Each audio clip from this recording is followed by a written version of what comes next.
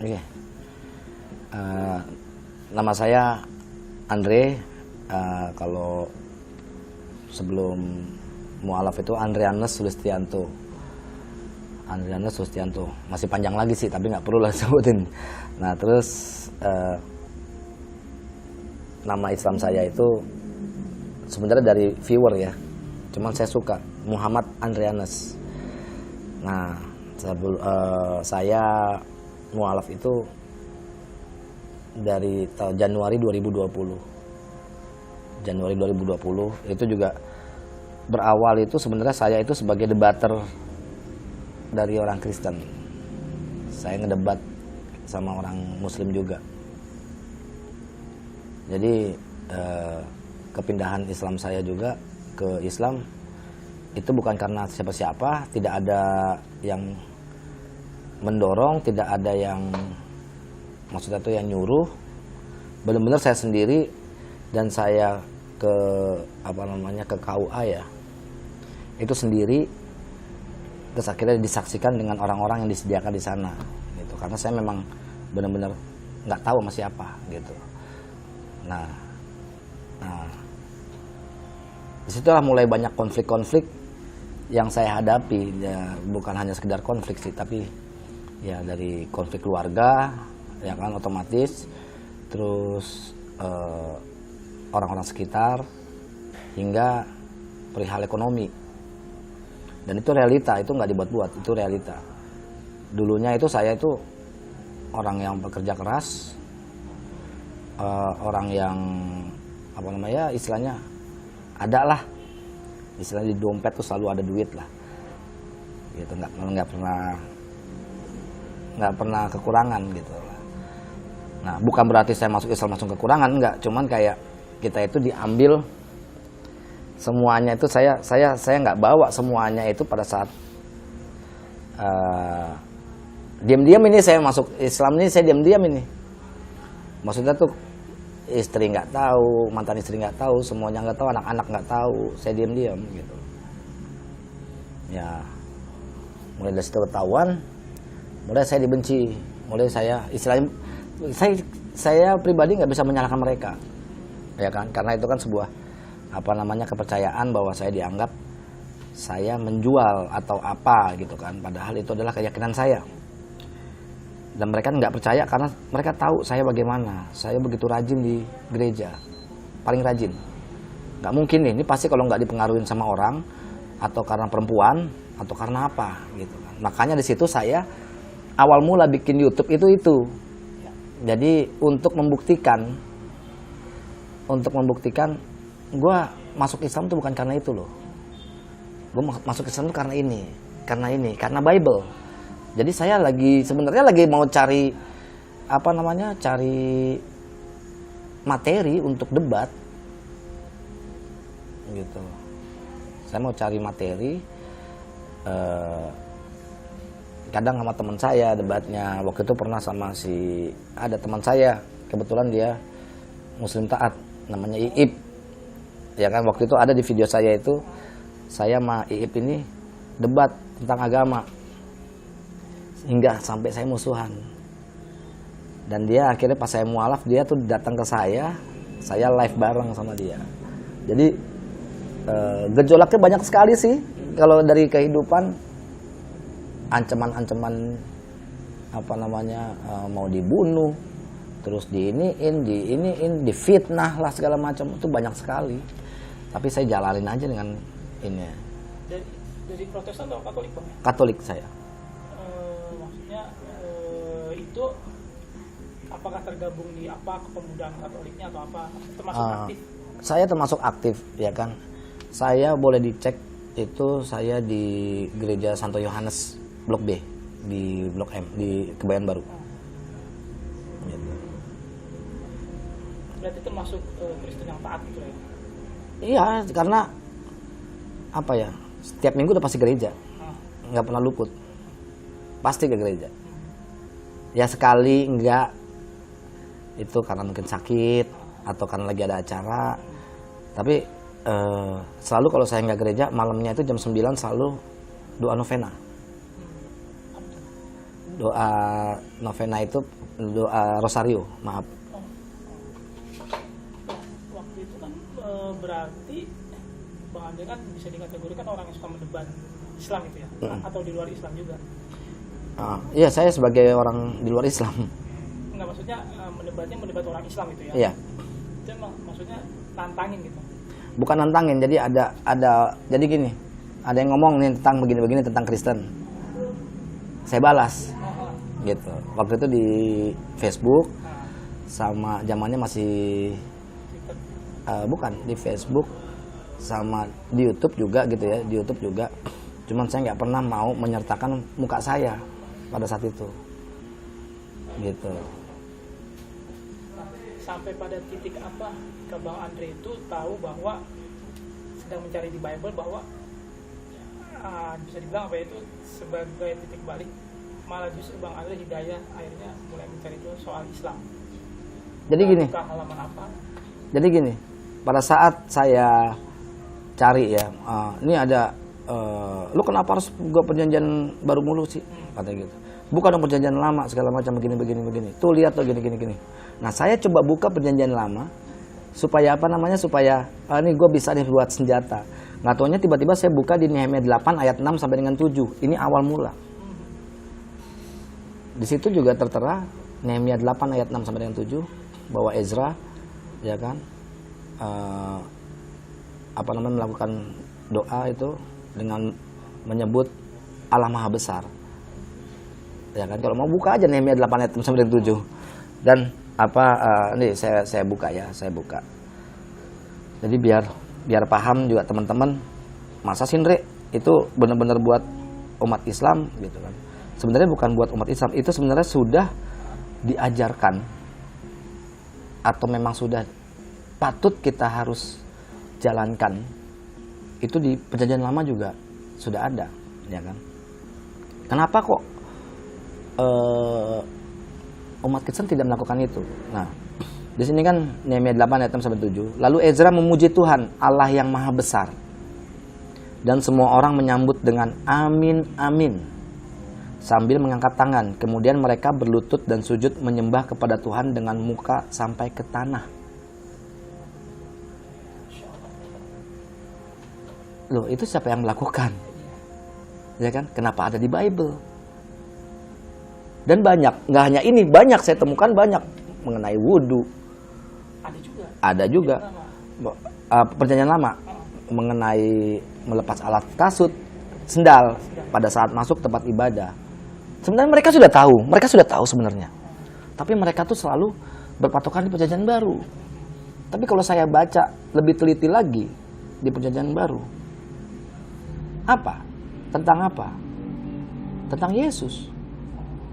Kita ada berapa nabi? Ada berapa utusan? Kita ada berapa rasul? Ya kan? Tapi kenapa di perjanjian baru itu hanya diinginkan Yesus? Gitu. Oh ya, karena Kristen begini. Oke. Kapan Kristen itu dibentuk? Jadi gini, intinya gini.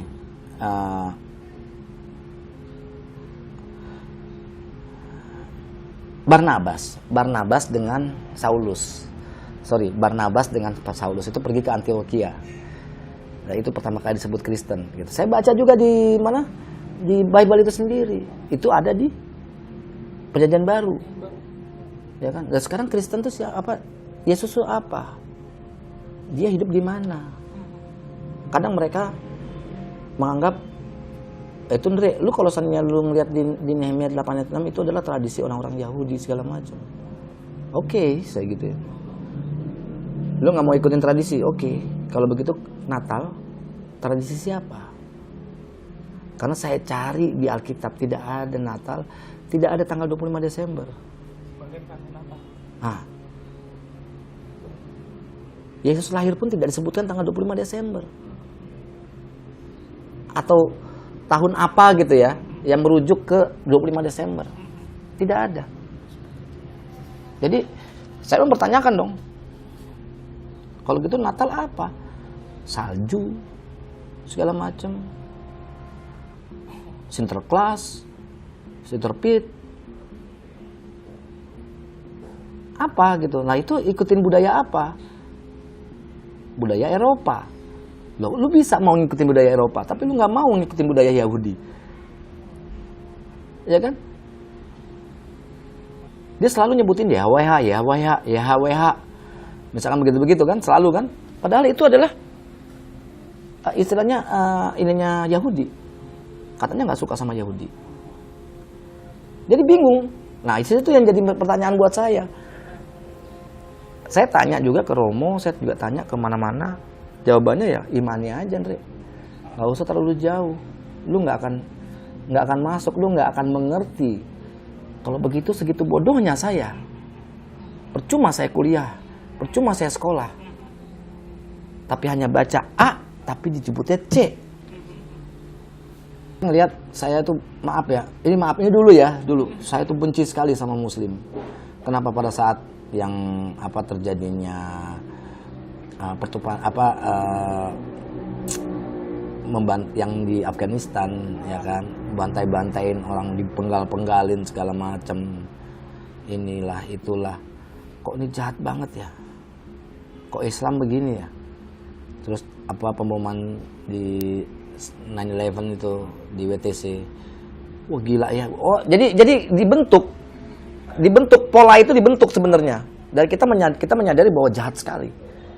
Tapi pada saat saya benar-benar masuk ke dalamnya, memahami sebenarnya Islam nggak begitu. Ada yang jahat yaitu Muslimnya, bukan Islamnya. Tidak. Dan jangan berpikir orang Kristen nggak ada yang jahat, banyak, ya kan? Jadi saya orang kalau mau jahat ya itu Muslimnya, bukan Islamnya. Nah disitulah saya ngelihat, oh nggak taunya memang yang yang nyerang ini begini. Jadi saya pelajarin, oh nggak taunya nih Islam ini dijebak nih. Saya orangnya karakternya keras, Bang. Pertama memang awalnya saya hampir sebulan tuh saya diem. Saya nggak menunjukkan ke mereka. Jadi gini, cerita awal sebenarnya itu saya tuh benar-benar mualaf itu bulan Juli 2019. Ya. Bulan Juli 2019.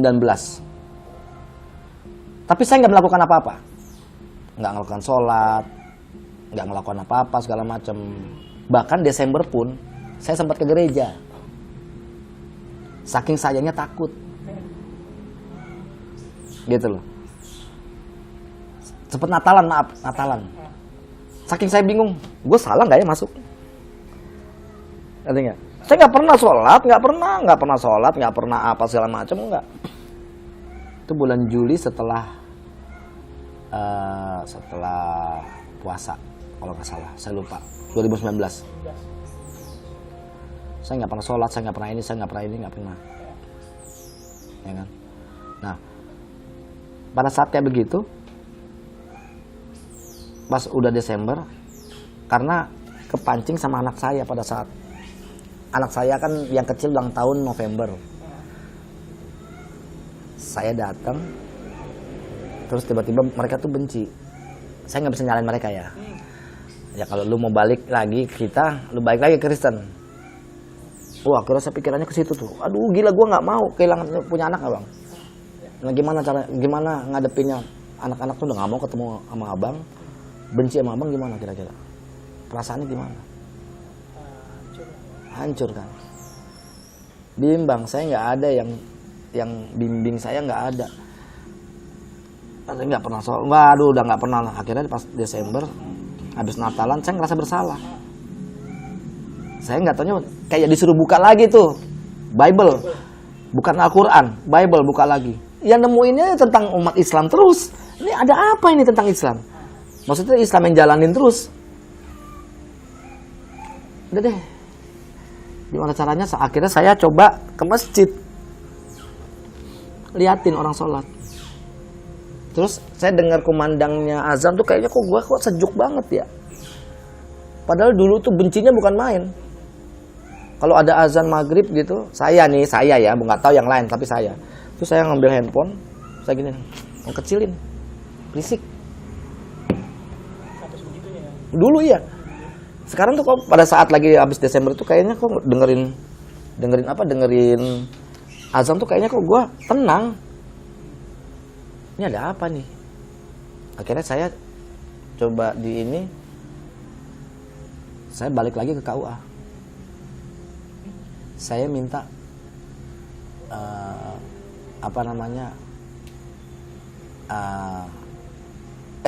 bukan KUA, ke masjid di Cilincing. Saya bilang, saya nggak perlu surat lagi, tapi saya mau syahadat ulang.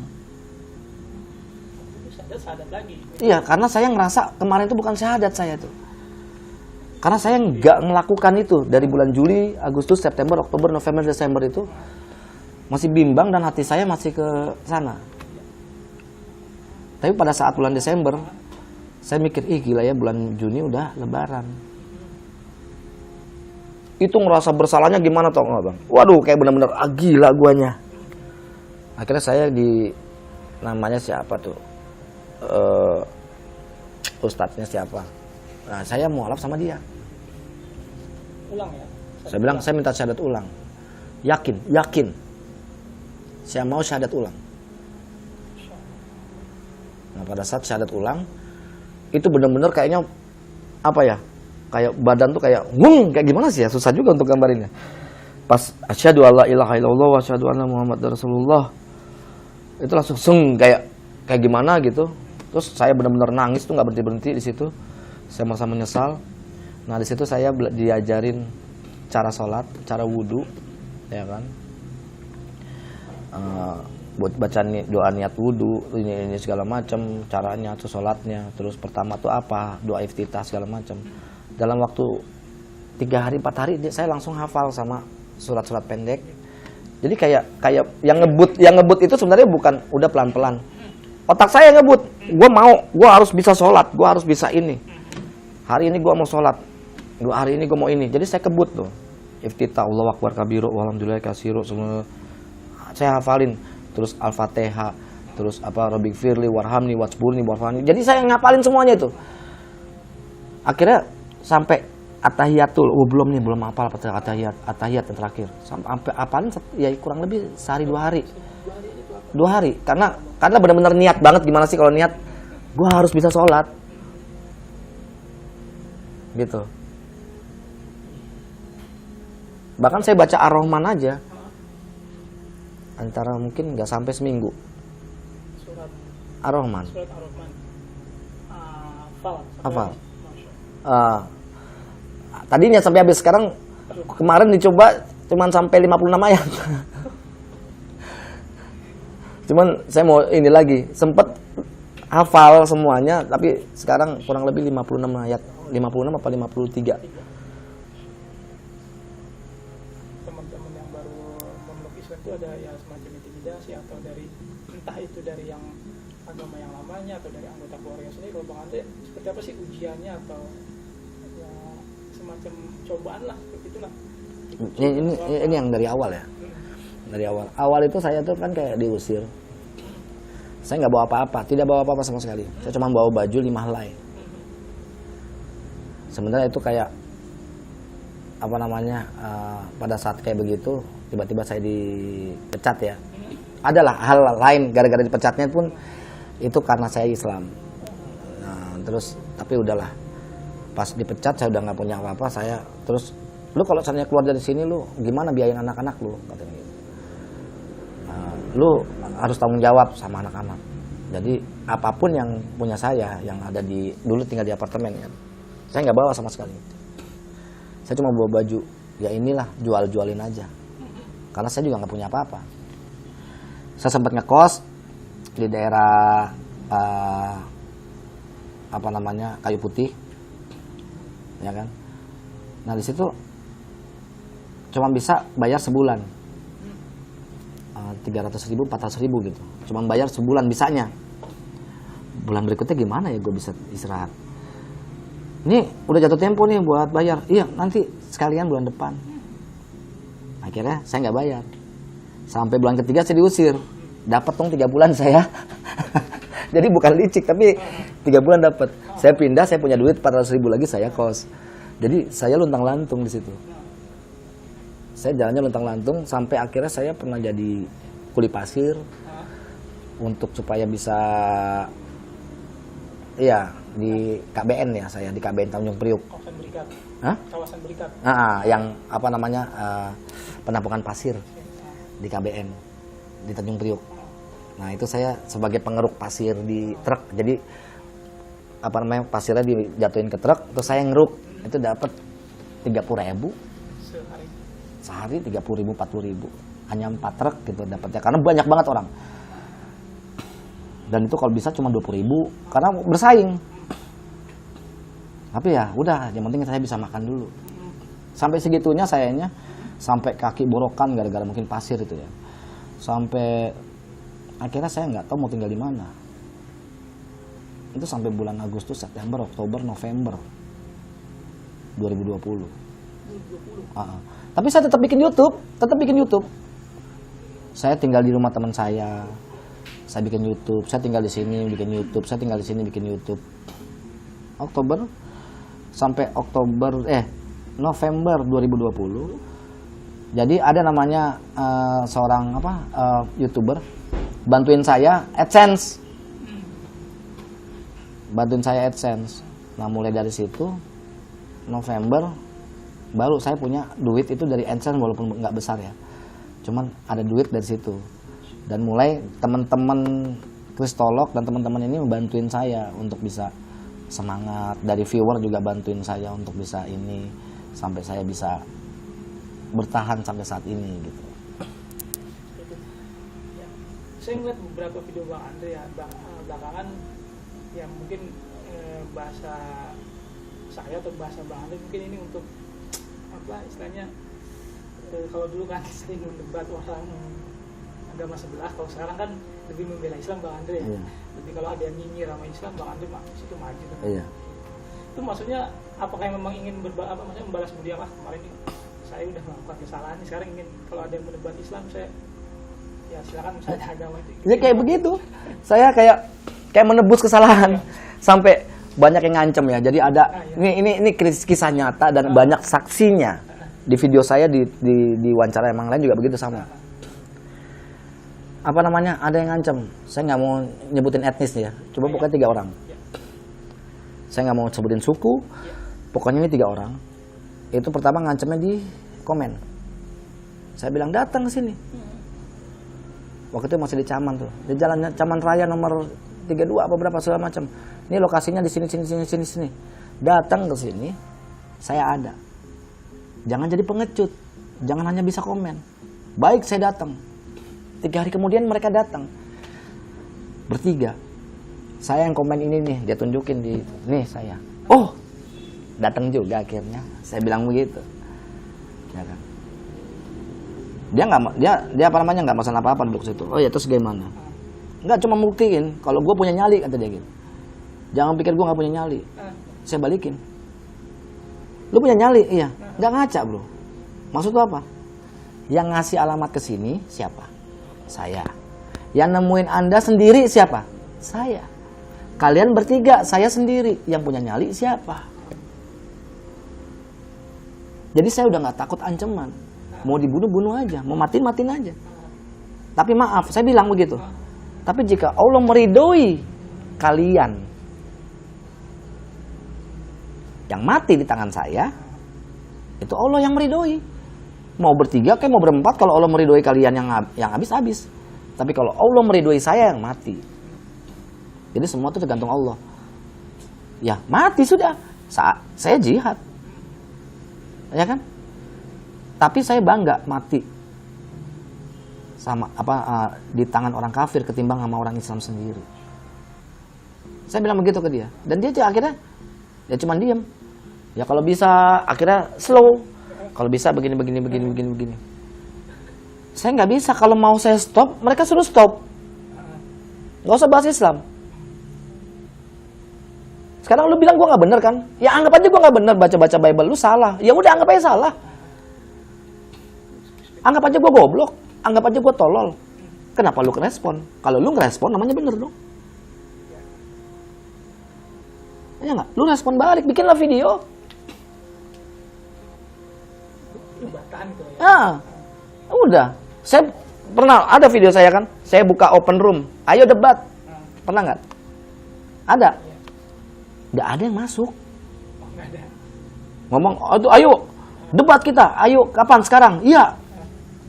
Saya ganti ke StreamYard, buka, ayo mana dia? Saya sebutin namanya, ayo. Kagak nongol-nongol. Ya nongol mah Dewa lagi.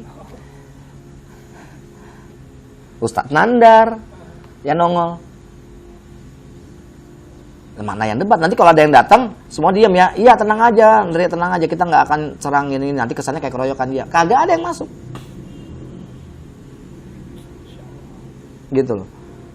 Karena saya gini. Maaf, ini satu contoh aja ya.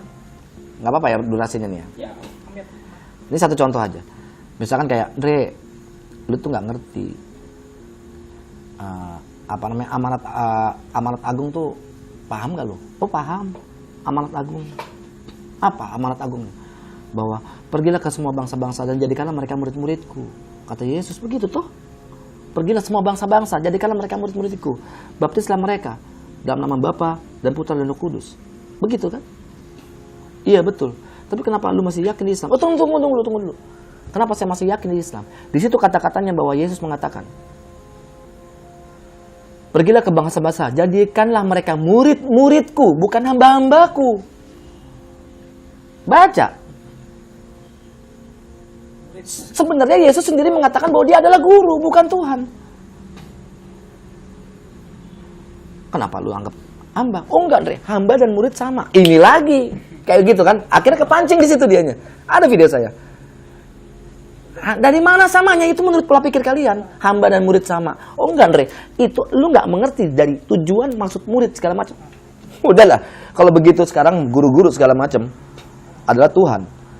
Kalau murid itu adalah hamba. Kita logika aja kita main. Yohanes 1 ayat 1. Ya kan? Pada mulanya adalah firman. Firman itu bersama-sama dengan Allah. Yohanes 1 ayat 14. Firman itu menjadi manusia. Oh benar saya bilang. Bingung mereka, kok bener Andre? Bener itu. Sekarang saya tanya, Anda lahir berdasarkan firman atau enggak? Sekarang aku tanya sama abang lahir berdasarkan firman enggak? Allah berfirman, bang siapa Mar? Niski. Bang Niski. Allah berfirman, Niski engkau lahir. Apa namanya, embrionya yang diperintahkan sama Allah dia masuk, jadilah Bang Niski.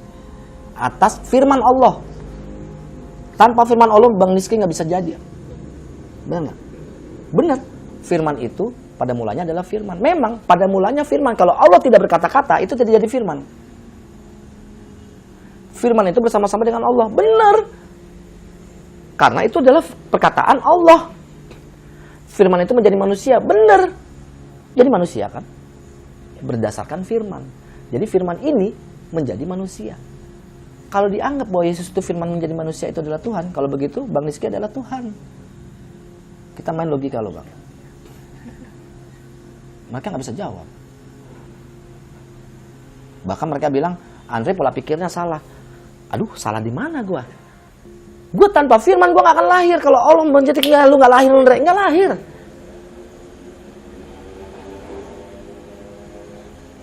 Gitu loh. Jadi saya bukan membahas Yohanes 1 ayat 1, saya nggak perlu buka ayat apapun. Saya pakai logika. Dre, Alkitab nggak bisa dibawa dengan logika. Kalau begitu, Alkitab itu apa? Logika dari perkataan yang ada di Bible itu sendiri. Matius 15 ayat 24. Bahwa Yesus mengatakan, Aku diutus untuk bangsa-bangsa Israel. Untuk domba-domba yang hilang. Bagi bangsa-bangsa Bani Israel. Yesus sendiri mengatakan, Aku diutus. Karena kalau diutus ada yang mengutus. Bukan, dia mengatakan dirinya sendiri begini-begini. Aduh, astaga. Bahwa Maria itu dikasih firman segala macam, dikasih roh segala macam gitu. Iya, tapi apa? Tetap lahirnya dari kemaluannya si Maria. Darahnya Maria mengalir di darahnya Yesus. Yesus bukanlah keturunan Adam. Bagaimana ceritanya kalau Yesus bukan keturunan Adam? Bahwa Maria keturunan Adam tidak? Keturunan. Tapi apa? Kalau begitu kan Yesus darahnya darah Maria. Ada turunan nggak? Turunan Adam? Ya ada. Manusia. Terus hebat juga ya, sang pencipta dilahirkan oleh yang dicipta. Sewot mereka. Kalau lu gua nggak mau kayak begitu, ya mereka stop, nggak usah ngomong.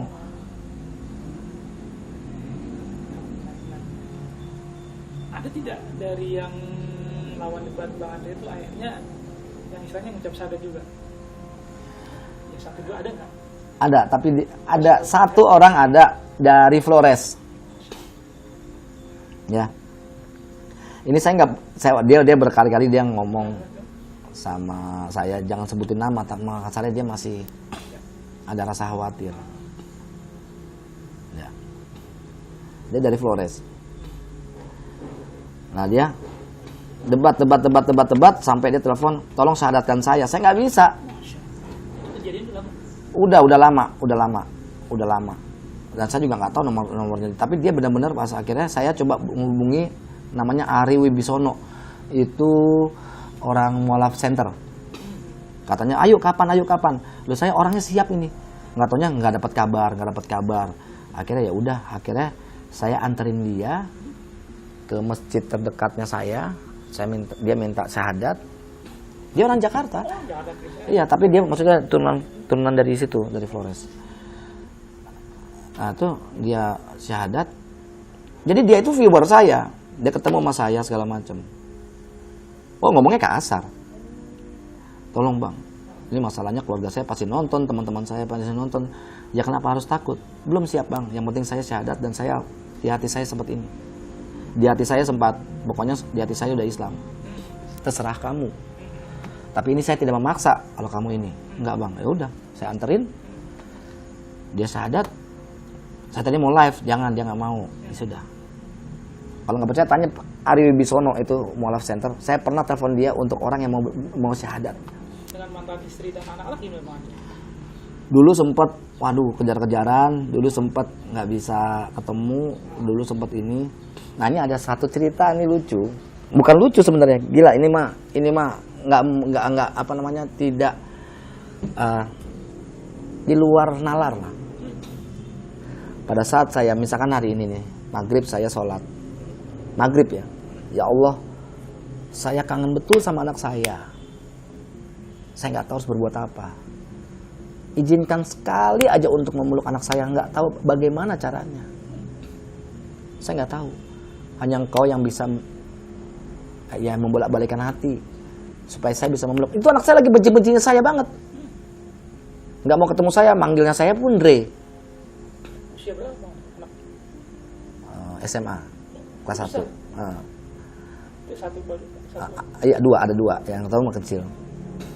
Dan manggilnya Dre gitu kan, kayak nggak mungkin, dia nggak mungkin maafin saya. Ya saya mohon, ya kalau jika Engkau izinkan saya bisa memeluk sekali aja mereka berdua. Cuma minta itu doang, saya nggak minta apa-apa. Lusanya anak saya telepon, minta alamat kafe, datang, langsung meluk saya. Gimana menurut abang? 2 hari setelah saya sholat. Hal yang nggak mungkin. Sampai saya meluk, kamu kenapa? Nggak tahu. Bawaannya kok kenapa? 2 hari yang lalu di benak aku, kok ayah? Kangen sama ayah. 2 hari yang lalu kak, iya. Jadi pada saat saya sholat, jadi gitu loh. Ini nggak masuk akal. Tapi dia itu kayak kok mikirinnya ayah. Ulang aku mau ketemu ayah.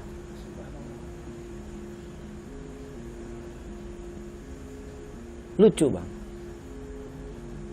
Disitulah yang saya. Ini Allah ini nggak main-main. Kalau memang orang benar-benar niat tulus segala macam, dia akan bantu. Kayak gitu. Kalau hubungan baiknya gimana? Ya akhirnya sekarang alhamdulillah masih telepon-teleponan. Ya aku mau beli ini dong ya, mau beli jajan ini. Oh iya nih aku kasih. Terus kemarin ulang tahun anakku yang kecil November, saya beliin tas segala macem. Jadi tetap tiap bulannya untuk sekolahnya dia. Saya lebih baik nggak makan, yang penting mereka bisa lah. Gitu. Ada perubahan nggak sih Bang Andre, maksud saya gini, dari segi akhlak gitu ya, sedang dulu Bang Andre tadi sempat bilang bahwa Bang Andre kan orang temperamen ya, ketika memeluk Islam ada perubahan tidak, baik ke anak, istri, atau ke lingkungan, atau ke orang? Jauh 180 derajat, bener-bener jauh. Oh, saya orang yang kasar dulu, udah tahu dong karakternya, bertato segala macam. Badannya mungkin ini kurusan kali, dulu sempet gini, apalagi saya punya bela diri. Jadi apa namanya, jumawanya tuh ada saya. Sombong. Ya sombongnya nggak kayak gimana-gimana, biasa gitu, cuman kayak nggak ada takut-takutnya sama semuanya. Tapi sekarang saya juga nggak ada takut-takutnya semuanya, cuman beda. Gitu loh. Temperamennya sama makin berkurang. Ya kan? Bahkan saya sekarang lebih peduli sama orang. Peduli sama orang gitu saya. Kalau menunjukkan akhlak ke keluarga, maksudnya ke istri, ke anak, atau ke saudara yang masih berbeda agama, seperti apa Bang Andre? Ada tidak pelajaran yang dipetik dari Islam? Ini saya harus menunjukkan akhlak. Mereka kaget. Ini bukan sifatun, Re. Yang biasanya kalau misalnya kita ngomong salah apa namanya, beda pendapat, biasanya lu langsung nyaut. Enggak, gue mau begini, lu gue begini. Nggak ada tuh gini gitu. Sekarang pas ada beda pendapat, tak, ya udah. Kalau itu merasa benar ya udah. Misalnya ada yang fitnah saya, Dre, lu begini, ya, nggak apa-apa. Lu bangke misalkan, gitu misalkan, iya gue bangke. Kalau lu nggak tidak terlalu direspon. Gitu. Iya, kalau lu nggak suka sama gue, jangan sama gue sana, selesai kan. Sampai saya punya ini kan, istilahnya, maaf, ibarat ya, anjing aja bisa jadi sahabat, jadi sahabat baik anjing. Tapi sahabat baik bisa jadi anjing, saya bilang. Mungkin kasar, tapi realitanya seperti itu. Pada saat kita lagi susah, lu udah kayak gimana? Lu hanya mengerti dengan apa namanya, emosi lu, tapi lu nggak ngelihat ke depannya bagaimana. Siapa? Saya nolongin orang, terus orang-orang kayak begitu semuanya, ya nggak apa-apa. Tapi jangan ngelihat di bagaimana saya dulu sama dia, gitu. Kayak gitulah sekarang. Tapi saya nggak peduli, udah santai. Lu nggak suka sama gua, monggo silakan.